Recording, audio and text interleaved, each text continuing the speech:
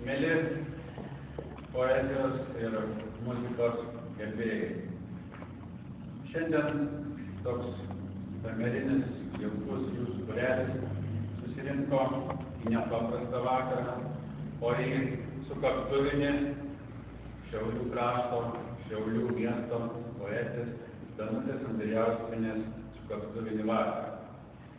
Šiaip jau mes pripratę ne kartą ir ne vienas iš čia esančių dalyvavome Danutės Andrijauskienės knygų pristatymuose, tačiau šiandieninis yra ypatingas, nes Danutė Andrijauskienė savo sukaktuvinio vakaro proga pristato savo 7-ąjį poezijos rinkinį, kurį visi matome.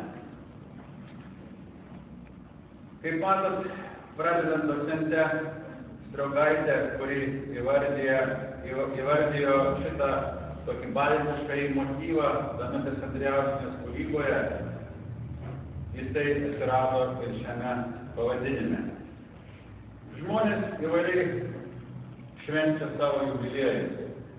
Vieni prisimena, kiek pastatė namų, kiek užaugino anūkų, kiek išleido gyvenimą vaikų, kiek pasodino medžių. Danutė Andrijauskienė jau antrą dešimtmetį savo gyvenimo pasiekimus skaičiuoja ne namais, o poezijos knygomis. Ir šiandien jau 7-oji knyga. Nežinau, ar jūs ir ar Danutė nekalbėjom apie tai, nežinau, ar jis tiki horoskopais, ar tiki skaičių magiją, tačiau kiekvienam Lietuvoje aišku, kad 7-etas tai yra toks magiškas skaičius. Ir aš pavarčiau horoskopų skaičių specialistų įvairius pasakymus, ką reiškia tas skaičius 7. Ir visur sukasi panašios mintis apie 7-etą. Magiškas 7-eto kokie ypatumai. Visur tas pats kartojama, kad tai originaliai mąstantis ir veikiantis žmonės, mėgstantis keliones, tolimus kraštus, linkę rašyti ir išreikšti savo požiūrį į gyvenimą, kuris ne visiems priimtinas, jų mintis ne visiems patinka. Tokius žmonės vilioja mįslė ir jie siekia eiti nepramintais keliais. Man regis viskas tarsi rašyta mūsų jubiliatei Danutei. Ir nepraminti keliai, ir myslės, ir kelionės, išmaišytas Kaukazas, išmaišyti Azija, išmaišyta Vokietija, kurioj bene 50 metų gyventa, vadinasi, netradiciniai keliai ir ieškojimai.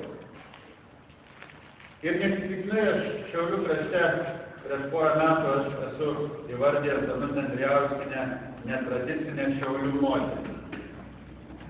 Ji ne ta moteris, kuri matuoja kasdien kraujo spaudimą, bėgioja į vaistinę, apšneka kaimynus, su kuo išėjo, su kuo parėjo.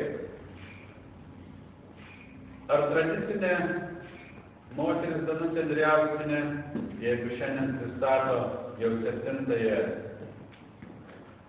knygą, ar tradicinė Danutė šiaulietė, ar dažno šiaulietė 10 metų iš eilės girdime Beno Rupeikos programoje, kaip žmonės gyvena. Ar tradicinė ir kiekviena Šiaulių moteris kasmet beveik rašo nacionalinį diktantą, o 2007-aisiais irgi 7-etas, 2007-ais Danutė Andrijauskienė apdovanota diktantų rašymo konkurse, apdovanota Lingua Lituanica prizu raštingiausiai moteriai.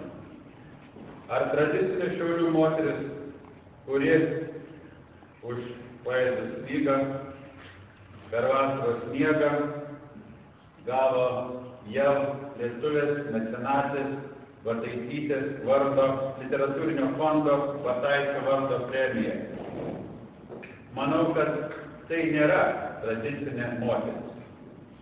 Danutės Andrijauskienės moto yra visiškai paprastas. Ji rašo, jos moto, net sunkiausiose situacijose išlikti savimi.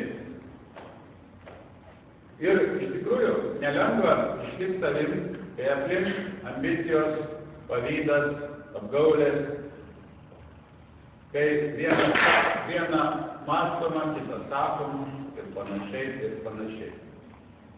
Tai tokia šiandien mūsų sukaktuvininkė, tokia mūsų šio vakaro herojė Danutė Andrijauskienė yra mano akimis ir aš manyčiau, kad ne vienas pritarsis, kad ir ne vien tik mano akimis.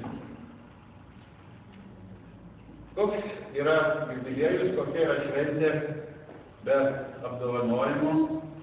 Aš džiaugiuosi, kad į Danutės Andrijauskienės kūrybos vakarą atvyko garbių svečių. Tai yra Šiaulių apskrities viršininko administracijos atstovė, kuruojanti ir poetė, matyt, taip. Ir visą Šiaulių apskrities dvasią gerbiama Natalija Borker, kuriai ir suteiksime pirmąjį žodį.